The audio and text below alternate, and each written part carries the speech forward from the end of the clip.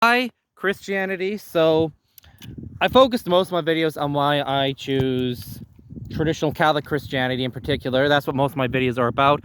But, you know, there's a lot of atheists out there. It's a serious, valid question. Why Christianity? Why should I believe that Christianity is one true religion out of all the religions out there? Why not be an atheist? Why not be Hindu, Buddhist, Muslim, or whatever?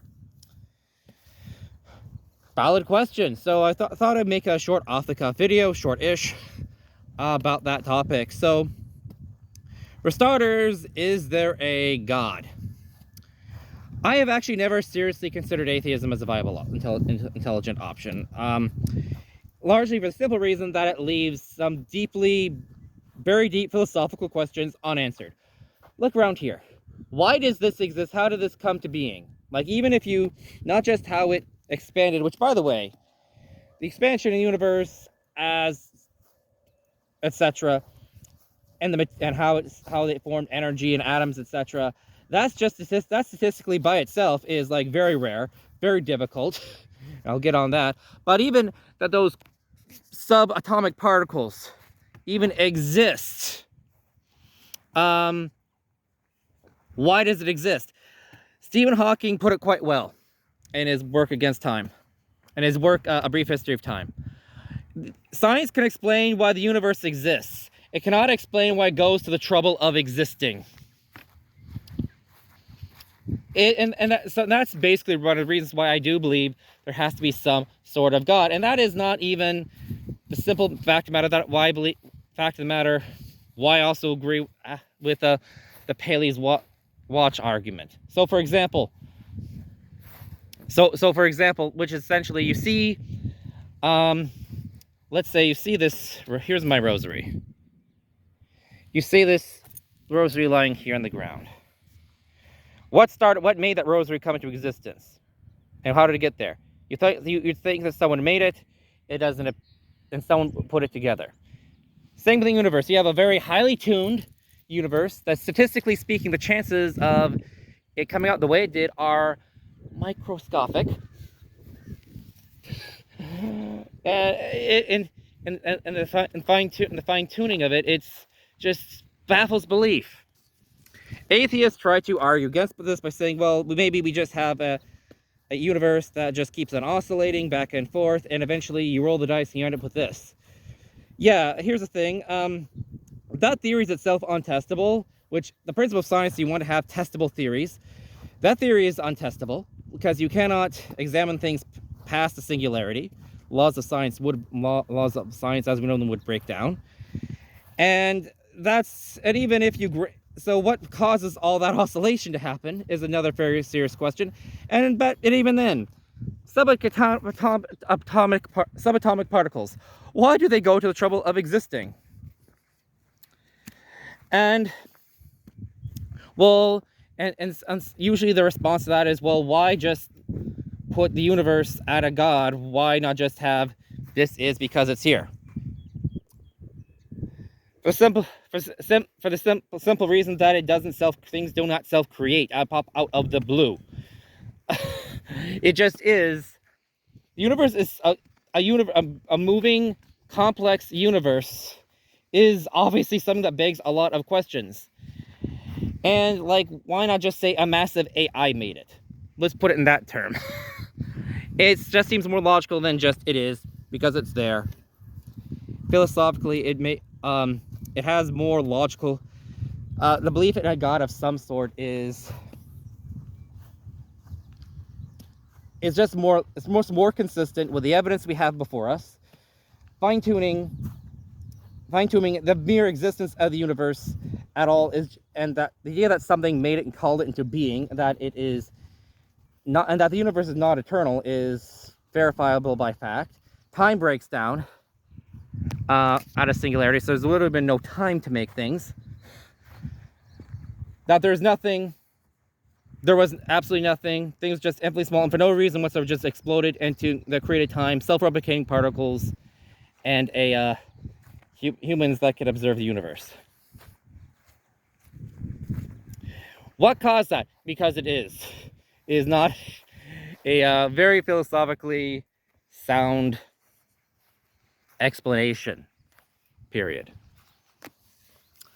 Then there's a question of why not deism. So deism is essentially the idea that God made the universe, essentially made a cake, and like a baker makes a cake. He makes a cake, leaves it off to the side, and then goes on to something else. Well, here's the thing. God did make whatever God made a creatures that can comprehend him, that there is a God and search for him. That religions exist show that. So that humans are hardwired to do that, and like it or not, that these are questions, that's the fact, is manifestly obvious. Majority of the human race over the centuries has been deeply religious. Even great thinkers, great philosophers, St. Anselm of Canterbury, St. Thomas Aquinas, Socrates, etc., all believed in a God. All of them believed in a God. All of them sought for gods.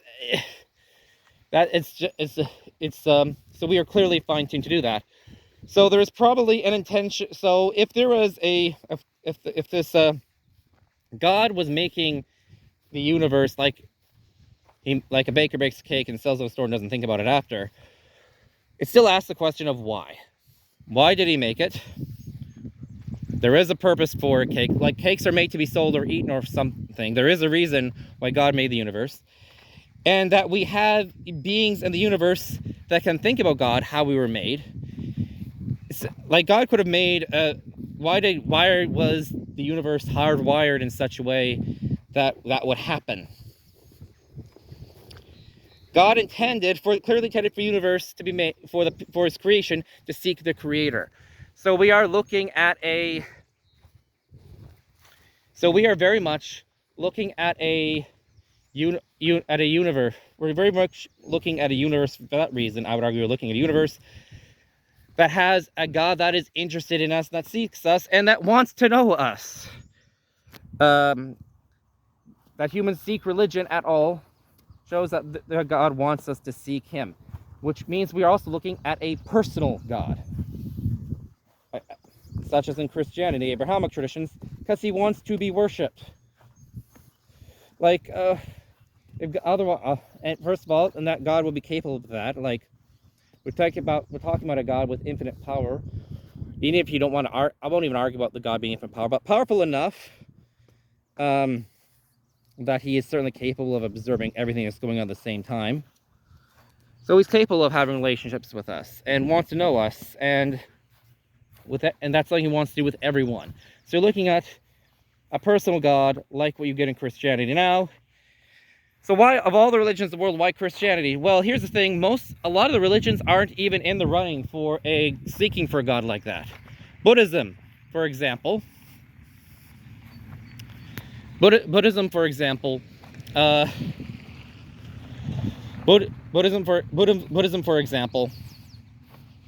does not see the role of God as being that important.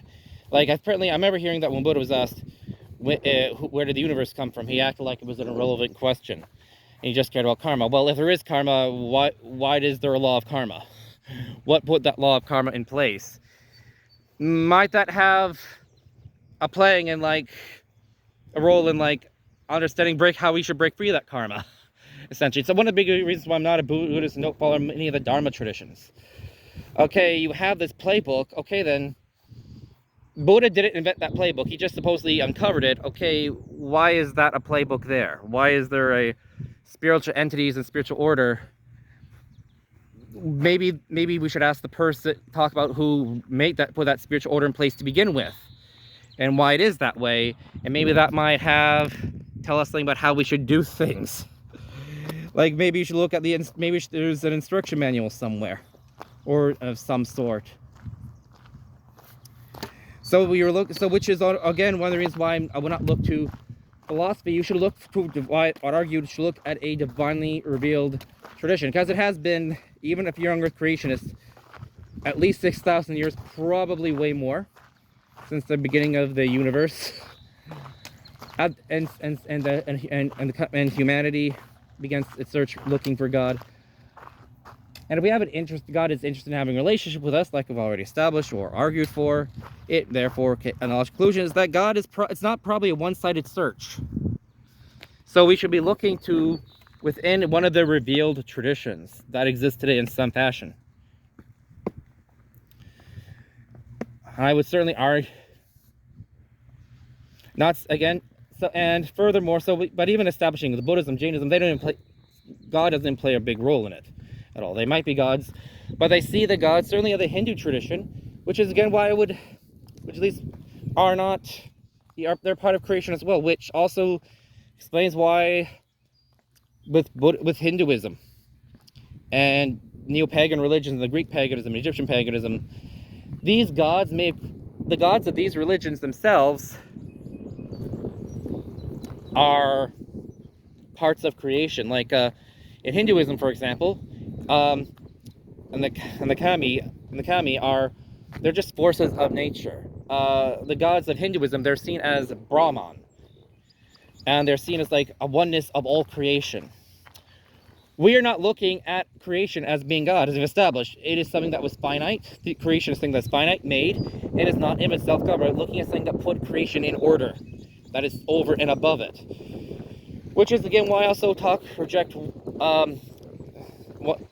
it's also a reason why I reject New Age traditions to say all is one, all that is God. No, not all that is God. God stands over and above it. And why you seek healing, why would you also, people also talk about healing. Okay, why are you seeking healing if all that is God? You're trying to serve God and be part of God. Well, that brokenness in you is God, by that logic. You're looking that in the very fact that you think this thing is not right, something that's perfect, shows that you think there's something above that wants there to be perfection, that is something to be striven for. There's something above creation. We're not looking for creation as God. And that would disqualify most pagan traditions. In fact, all pagan traditions that I'm aware of, to be honest. The only ones that have survived to the present, I think, are Shinto. This would include Norse paganism and Greek mythological traditions, which would, by their own admittance, say, yeah, our gods are not original gods. Like, for example, Zeus and Kronos. Zeus was not the original god of the Greeks, even according to Greek mythology. You'll be looking at something like that in that regard. So that being said, the only real traditions that I'm aware of that think of a god like this would be the Abrahamic traditions and Zoroastrianism. If there is another one you can think of, I'll probably make a video on it. Comment down below what it is. But yeah, I will automatically discontinue Zoroastrian. Now, these two traditions are largely in agreement on something. One is that they should be a monotheistic, that we're looking at a monotheistic God. But with Zoroastrianism, Zarathustra, from what I understand of his prophecies, what we have of them, Zarathustra was not actually a prophet, contrary to what people think. You don't have a God in that tradition who is reaching back as such. You have a God who is it's all one-sided, just be sought. I don't believe in miracles. I don't believe in, essentially you don't believe in, I don't believe in seeing miracles in literally everything, but it sounds very appealing to a rationalist point of view, but the thing is, you're looking for a unique God. If you're looking for a unique God, and you are the prophet of that religion, then how do we know that Zarathustra is actually representing God, that he got it right? God needs to speak for himself, and we're looking for evidence of that as well. By his own claims, that's not happening, and the same thing goes with the gods of philosophy, such as Socrates spoke of. So we can discount that. So what we're left with is the Abrahamic traditions pretty well. So you're down to, which would be Christianity, Judaism, Islam, and Samaritanism, and some other traditions as well that spring off from those as well. I'll briefly mention Samaritanism. Now, it is a very small religion, but size does not matter in terms of religion. God reaches out, but how many people respond is really, it's not a litmus test that I would use. But I think it's fair considering them. So Now, here's the thing with Samaritanism. You're definitely dealing with like everything from Abraham through to Moses. God is speaking through Moses. All Abrahamic religions, traditions believe that. And a lot of people argue that Samaritans might be the original religion. They might be right. And they argue that the cultic center of the God of Israel was chosen to be at Mount Gerizim, and there's evidence, and because Jerusalem only came very much later. Here is the thing, though. Here's the thing. We have found Joshua's altar's time of Joshua, but it's on the wrong mountain. It's on the wrong mountain according to the Samaritan tradition. They did not find an altar from the time of Joshua on Mount Gerizim. They have, however, found one on Mount Ebal, which is in line with the other Abrahamic traditions. So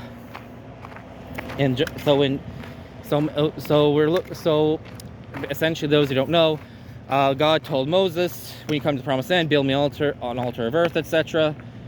And this actually is a major breaking point, actually, over where the cultic center should be between Samaritanism and the other Abrahamic traditions.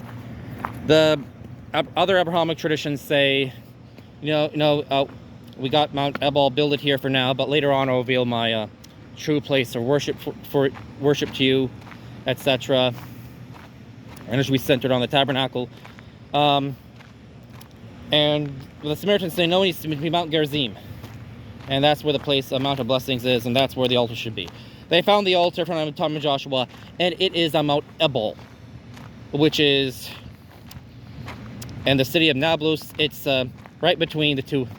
It's right between the two of them. So it's right between, in the city of Nablus on the west bank. Mount Gerizim is on one side, Mount Ebal is on the other. Where they found the altar is in line with other Abrahamic traditions, not the Samaritan tradition. And they do have some very interesting, strong arguments, I might add. Notably that Abraham was supposed to sacrifice Isaac in the valley Vision, and land of Vision, which we know from other contexts would be the Noble Vale, which would be Shechem, i.e. Nablus, so it's around there. That's certainly a case you could make. Others would say Mount Moriah. No, it really means on Jerusalem. It should be Jerusalem. But that's another debate for another video for another day. But like, as far as archaeology goes, for where the cultic site should be, that God intended, it was Mount Ebal. Not looking at Samaritanism. So that leads the main Abrahamic traditions. So looking at Judaism, Christianity, and Islam. So first of all, Judaism at one point was true.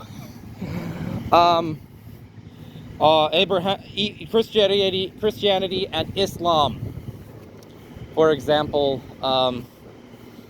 all unanimously agree that at one point the Jewish religion was the one true religion. The question is it still the case, and have certain prophecies been fulfilled, and has the torch been passed? Has the torch been passed? That is the question we're looking at now. So I made another video on this. I'm running out of space on this video, so we'll try to start wrapping it up soon. For the coming of the Messiah.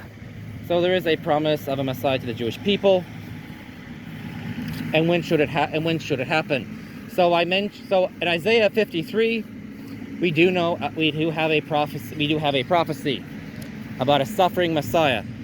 And it says, and it speaks about a Messiah who dies and rises again from the dead. Now, in the Septuagint version of Haggai 2 verse 8, I believe, the Septuagint version, it also mentions about the Messiah must come when the second temple is still standing.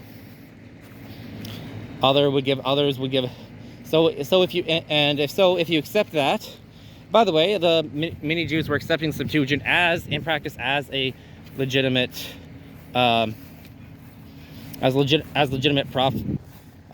book of the Bible up until the fall of the Second Temple of Jerusalem, when it was really put down. We do have strong evidence of that, and it mentions that should be the case. Furthermore, the Samaritan text also is more in line with the Septuagint as well on numerous points. So It also, so if that's the case, we're looking at a Messiah who suffers, dies, and rises again, as per Isaiah 53. And it has to be within the same time period. And the Gentiles, we know from other texts of the Bible, the Old Testament, he asked the Messiah, all nations, the Gentiles will believe in the Messiah's name. And this Messiah's name, they'll become the true God through him. And he has to come within this time of the Second Temple period. There's only one candidate for that position, Jesus of Nazareth. Period. It has to be him on those verses alone. Again, I plan on making another video on this. Again, this is very off the top of my head. So looking at Jesus of Nazareth, Islam came after Christianity, and it said, Islam basically tries to argue that, okay, you know what? Jesus is Jesus says, you know what? The Christians got Jesus wrong, etc. He was just a prophet of God. Well, here's the thing. We actually do have the gospel text from within the living memory of Jesus. By the way, people say the gospel was written much later, centuries later. No, the latest gospel is dated as the Gospel of John, 90 AD. That's like easily within the living memory of Jesus. That's like, that's all you have to do. Like, even today, we got people like Lucid who are 90 years old. So, and that's the latest gospel. And they're all pretty well in agreement. Jesus claimed to be God.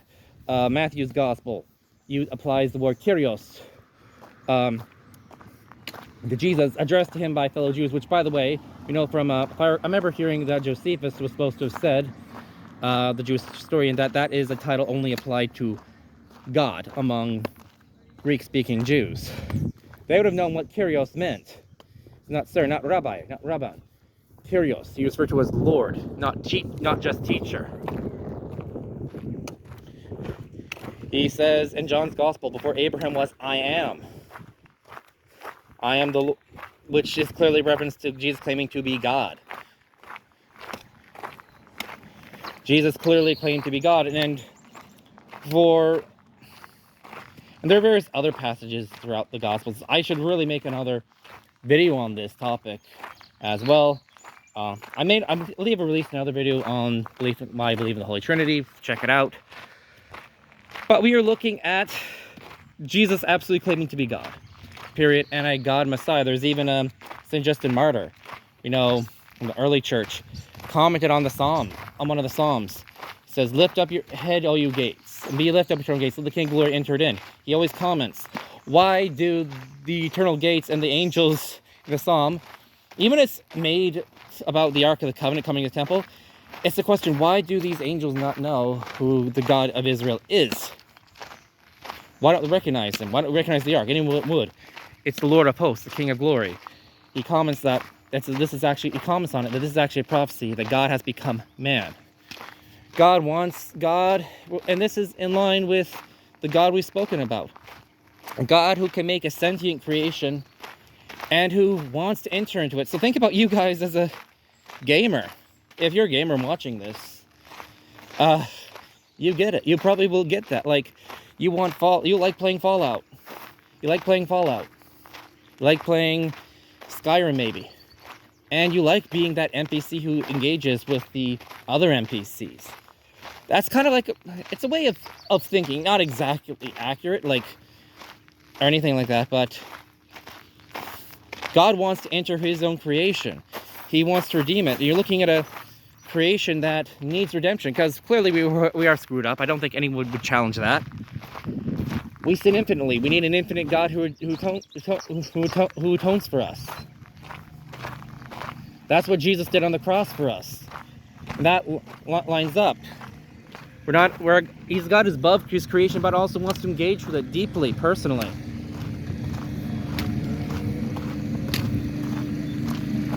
And so yeah, that's why I would choose Christianity.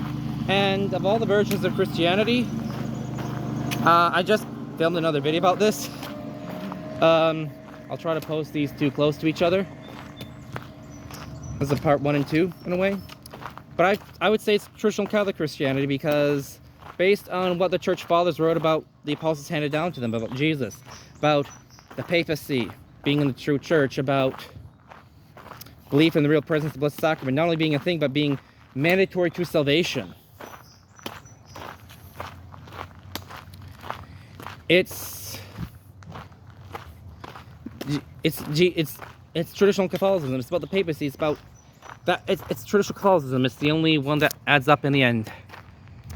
Anyway, speaking on that note, if anyone's watching this, check out SSPX down below. Again, I've tried to make this is very off the cuff. Forgive me if I do not address every point in depth as I would have liked. One of these points are like a whole YouTube series of videos on even one of these points. But check out an SSPX church if you ever can. Go to Church of Latin Mass. Serve God. Seek Him as much as He sought you. We believe as Christians, we believe in a God who came to earth, died for us because He loves us, to deliver us, redeem us, and create us that we might seek Him, and created the whole world for us, that we might find Him. Seek Him as much as God seeks you, and He has done a lot to seek for you. Anyway, God bless. Check out an SSPX church. Even if you think one's far away, reach out anyway. They might be able to get you in touch in time. You'll be amazed how far people commute and how far traditional Catholic priests are willing to come to even get one soul. I've got stories. Anyway, God bless. Have a great day. I want to close this off with 3 Hail Marys for everyone watching for their salvation. Ave Maria, gratia plena Dominus tecum, benedictum vos et benedictus fructus ventris tui, Iesus, sancta Maria Mater Dei, pro nobis peccatoribus nunc Christus nostri. Amen. Ave Maria, gratia plena Dominus tecum, benedictum vos et benedictus fructus ventris tui, Iesus, sancta Maria Mater Dei, pro nobis peccatoribus nunc Christus nostri. Amen. Ave Maria, gratia plena Dominus tecum, benedictum vos et benedictus fructus ventris tui, Iesus, sancta Maria Mater Dei, pro nobis peccatoribus nunc Christus nostri. Amen. Nomine Patris et Filii Spiritus Sancti. Amen.